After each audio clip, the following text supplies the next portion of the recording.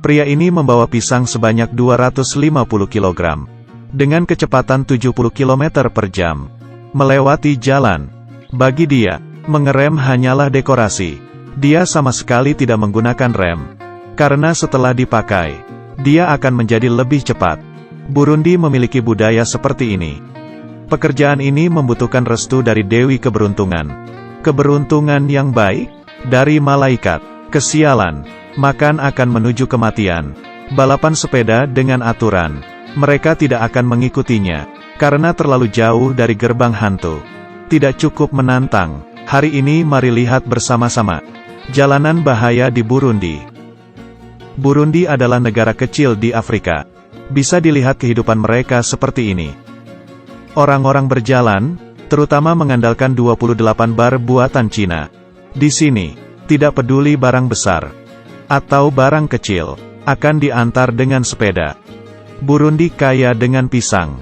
Tiap minggu, Magic Johnson akan datang ke sini untuk membeli pisang. Dia adalah pembuat bir pisang. Beberapa pisang ini diantarkan dengan sepeda. Johnson tidak berani mengantar dengan sepedanya. Karena dia tahu, hal itu akan membawanya cepat pergi dari dunia ini. Westbrook adalah seorang kurir pisang. Dia sangat berterima kasih. Dengan pekerjaan ini adalah caranya untuk bertahan hidup. Hari ini mengantarkan pisang sebanyak 180 kg. Dan harus diantarkan ke tempat yang sejauh 15 km. Untungnya, saat berangkat, ada jalan turunan yang panjang. Sehingga membuatnya lebih mudah untuk menggerakkan sepeda. Di jalan ini Westbrook tidak menggunakan rem. Tidak memerlukan SIM dan hanya menggunakan hati. Orang biasa tidak bisa sampai di tempat tujuan dengan selamat. Dia tahun ini berumur 22 tahun. Tidak pernah sekolah. Mengendarai sepeda satu-satunya keterampilan yang dimilikinya. Setelah 45 menit, dia sampai di tempat tujuan. Ini adalah desa tempat membuat bir pisang. Di Burundi ada bar 28. Merupakan simbol dari kehidupan yang berkecukupan. Berjalan di jalan, ada gadis yang akan memberikan perhatian. Westbrook sangat muda, tapi sudah memiliki istri dan 2 anak. Membahas uang, Westbrook akan merasa segan. Dia berkata, pekerjaan ini untuk menghidupi keluarganya. Bahkan celana baru saja aku sayang untuk membelinya. Dibandingkan dengan Johnson yang sangat kaya. Dia mengandalkan bir pisang untuk mendapatkan penghasilan. Menarik keluar pisang dari tanah. Setelah matang, baru akan diolah. Bisnisnya lumayan baik. Ada beberapa penduduk desa yang bekerja kepadanya. Pekerja menggunakan jerami, lalu mengeluarkan cairan pisang. Kemudian memasukkannya ke wadah lalu difermentasi. Johnson sangat puas dengan bisnisnya. Lagi pula, ada lebih banyak uang, lebih dekat dengan rumah. Dan tidak ada bos yang bisa mengarahkannya. Bir pisang yang sudah difermentasi alkoholnya akan mencapai 40%. Membuat orang sangat mabuk. Kegiatan hiburan Burundi tidak banyak. Setelah pekerja selesai bekerja, mereka akan duduk dan minum bir bersama. Ini adalah waktu yang sangat dinikmati. Tentu saja, saat mengendarai sepeda tidak boleh minum alkohol. Minum alkohol tidak boleh menyetir. Tidak peduli mobil atau sepeda. Di jalanan sebelah tempat membuat bir pisang, adalah jalan menuju ibu kota Burundi yaitu Bujumbura. Supir truk, Watt sedang menyetir di jalan. Dia sudah menyetir di jalanan ini selama 10 tahun. Watt juga seorang penyetir handal. Orang-orang memberi julukan The Flash. Tapi tiap kali melewati jalan ini, dia tidak berani menyetir terlalu cepat. Karena dia tahu di belakangnya pasti banyak orang-orang seperti ini. Orang-orang yang suka dengan kecepatan, akan bermain seperti ini. Terkadang juga bisa saling menyambung. Hal ini hanya bisa dilakukan di siang hari. Karena di pagi dan malam hari akan terjadi masalah. Bagi Watt yang mengikuti permintaan kecepatan, hal ini membuatnya tidak bisa apa-apa. Dia hanya bisa mempercepat kecepatannya. Terkadang di depannya ada mobil, atau ada lubang di jalan. Dia tidak sempat untuk menghindar. Tapi orang yang di belakang harus bertahan.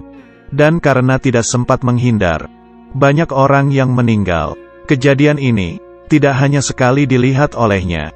Dia mengira kegiatan ini akan dilarang. Zimu juga seorang kurir dengan sepeda di Burundi. Dia sudah mengerjakan pekerjaan ini selama 5 tahun. Kali ini pisang yang diantarnya cukup banyak. kira-kira 300 kg. Dengan sepeda kecil ini, menanggung beban seberat itu. Di kondisi seperti ini, dengan sedikit kesalahan, akan menghilangkan kestabilannya, hampir mendekati pintu kematian. Zimu masih ingin menjalani hidupnya. Mencari nafkah demi hidup dan mati. Dia berusaha memegang truk. Tentu saja, demi mengurangi kecelakaan. Beberapa waktu dekat ini, polisi lalu lintas di jalan bertambah, lalu memeriksa mobil dan sepeda yang lewat. Akan ada beberapa penjual menggunakan kesempatan itu untuk menjual barangnya. Watt dengan cepat, diberikan nilai 10 oleh polisi. Tapi, hal ini tidak terlalu efektif. Karena penyetir sepeda yang mendengar suara peluit polisi, akan langsung melepaskan pegangan dari truk. Pemerintah menambah banyak polisi. Untuk melakukan pemeriksaan, diperintahkan untuk tidak menangkap mobil. Tapi penyetir juga hanya melewatinya. Meski jarak ke Bujumbura semakin dekat, di jalan semakin ramai. Jarak ke ibu kota hanya 40 km. Jalanan ini banyak sepeda yang ngebut. Mereka terkenal di seluruh negeri. Karena kurangnya pekerjaan. Karena barang yang mereka antar selalu paling berat. Lalu kecepatan juga sangat cepat. Orang yang meninggal juga banyak.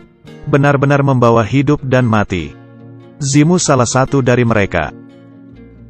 Dia bersama pacarnya tinggal bersama. Tapi mereka tidak memiliki anak. Karena pekerjaan Zimu beresiko tinggi. Mereka memutuskan setelah pekerjaan lebih baik baru memikirkannya lagi. Pisang di sini sangatlah murah.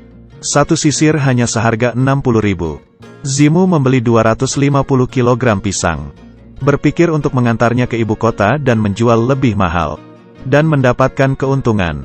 Dia mengendarai sepeda. Dan mulai perjalanan hidup mati. Meluncur di jalanan dengan sepedanya.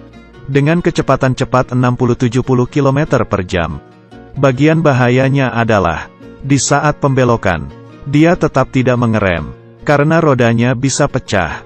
Bila bertemu dengan hari hujan, jalanan akan semakin licin, dan kecepatan pun akan semakin cepat.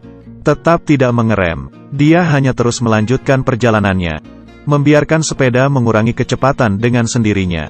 Tapi sebelum itu, dia hanya bisa berdoa dengan Tuhan untuk melindunginya. Tidak ada orang yang tahu sudah berapa banyak hal yang terjadi. Hingga pihak lalu lintas pun tidak mengumpulkan data.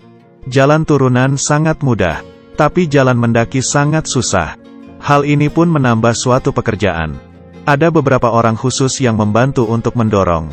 Dalam waktu 15 menit bisa mendapatkan 15.000. Pekerjaan Zimu, selain membahayakan nyawa, juga sangat menghabiskan tenaga. Dia tiap hari minum jagung untuk mengisi tenaganya.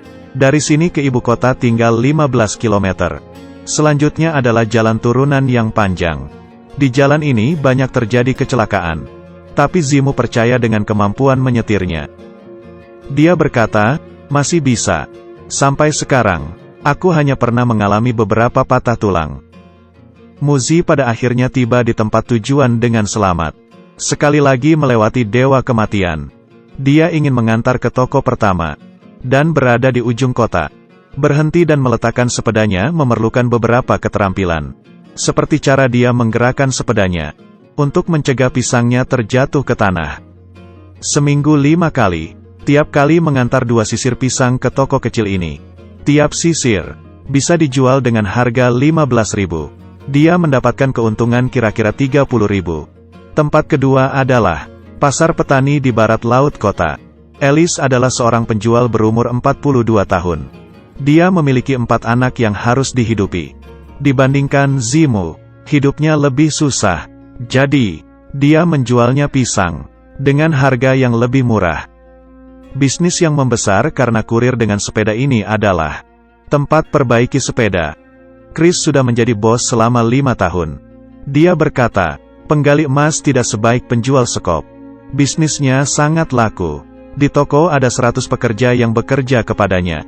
Hal yang paling banyak dikerjakan adalah memperbaiki, memperkuat pagar dan mengganti ban. Zimu juga datang ke toko Chris. Rodanya sudah sangat parah.